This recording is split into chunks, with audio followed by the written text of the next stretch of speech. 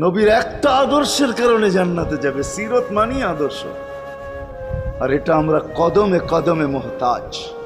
কেননা এই ছোট জীবনটা যদি গ্রহণযোগ্যতা পর্যন্ত পৌঁছাইতে হয় আল্লাহর কাছে, চাই নারী হই, চাই যুবক হই, চাই বৃদ্ধ হই, যেই মানুষই হই না কেন, যেখানেরই হই না কেন, যেই বাসারই হই না কেন, যেই বর্ণেরই হই না কেন, যেই পেশারই হই না কেন, যেই সোসাইটিরই হই না কেন, এই জীবনটাকে যদি গ্রহণযোগ্যতা পর্যন্ত পৌঁছাইতে হয় কার কাছে? দুনিয়া আলাদের কাছে না, মালিকের কাছে, যিনি এক ফোঁটা পানির থেকে অস্তিত্ব দিছেন, যার কাছে আবার আমাদেরকে ফিরা যেতে হবে।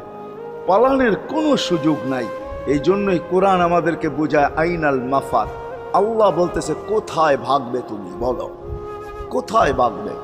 কবির কথাই সত্য, যদিও নাকি পালাও তুমি আকাশেতে লাগিয়ে সিঁড়ি, সিঁড়ি লাগাও যদি